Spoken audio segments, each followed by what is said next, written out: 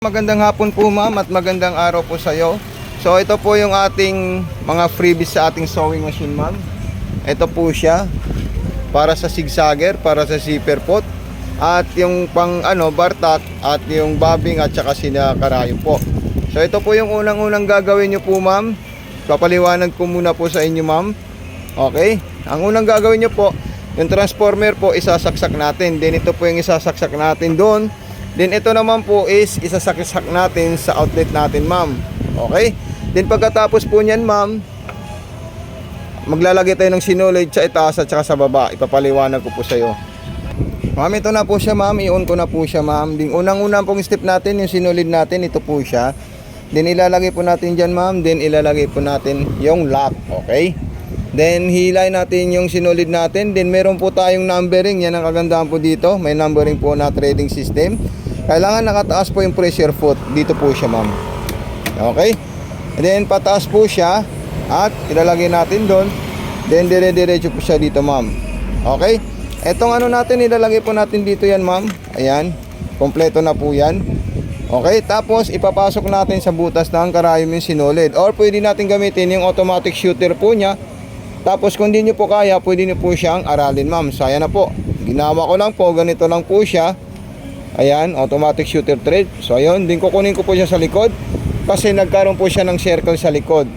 So ganyan yung pinakauna sa taas. Sa ilalim, itaas nyo rin po ito. Then press nyo po yan. At ito po yung bobbing natin ma'am.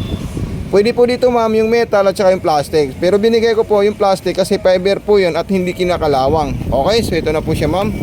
Ayan. Then gaganon ko po siya.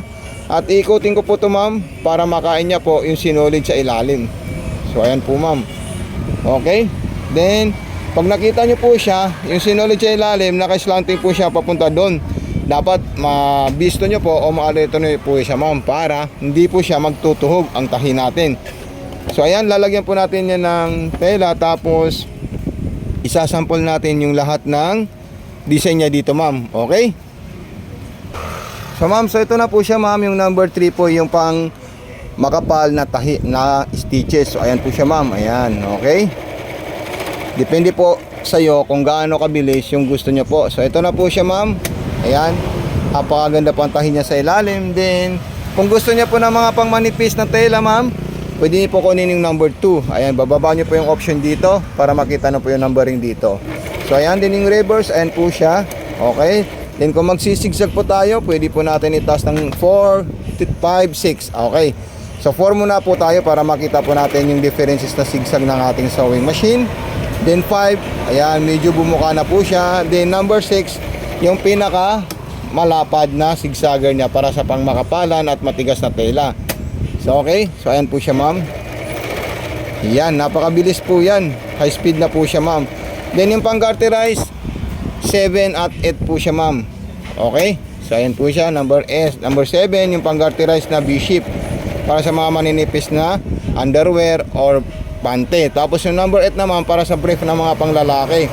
Yung mga katulad nitong spandex at nababanat na tela, ito po yung kailangan natin gamitin sa number 8. Then yung kadinang tahi po naman niya, pang back to original na stitches, number 9. Okay, then meron po siyang number 10 na pang aging, para po yan sa pang aging na stitch. Okay, so ipakita po natin yung pang aging po niya. So ayan po siya ma'am. Then yung button holder po natin, yung 10 ay yung A at saka B. So makikita mo po siya sa personal po ma'am. So ayan po ma'am yung mga perfect na stitches ng ating sewing machine. So ito na po siya ma'am. Ayan, napaka solid po siya. At yung sa ilalim, ayan po siya.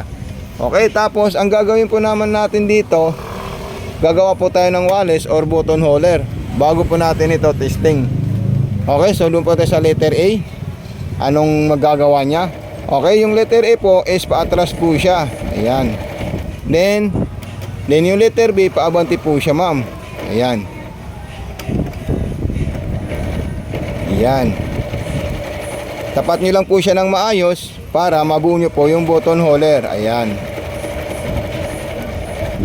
Okay, so ito na po siya ma'am. Napaka perfect po ma'am. Ayan. Pag medyo nagiwiyang yung po yung niya, tahi niya, so i-rotate nyo lang po ito ma'am. Ayan. Para bumalik po siya sa originality na niya. Kasi hindi po siya naitapat. So ayan po yung button holder at hiwain nyo lang po siya dito ma'am. Okay, tapos ang susunod na gagawin po natin dyan is sa mga maninipis na tela, mga spandex. So ito po siya ma'am. Pwede po natin siya itupi, pwede rin po hindi. So ayan na po siya ma'am. Okay, tetesting natin yan sa mga telang tinesting natin kanina. Okay. So ayan, nasa pang-garterize stitch po tayo. So kailangan po natin yung number 8 na design. Ayan. Okay. So ayan po siya ma'am, napaka-solid po ang performance niya ma'am. Then kung sa pang-diretso naman po, pwede naman po siya ma'am. Ayan. Ang ilagay niya sa pang-diretso yung number 2 or 3. Ayan. Para medyo malalayo po yung agwat ng stitches natin. So ito na po siya ma'am. Ayan. At kung may katanungan po kayo ma'am, huwag po kayo mahihiya mag-message sa akin ma'am. Okay?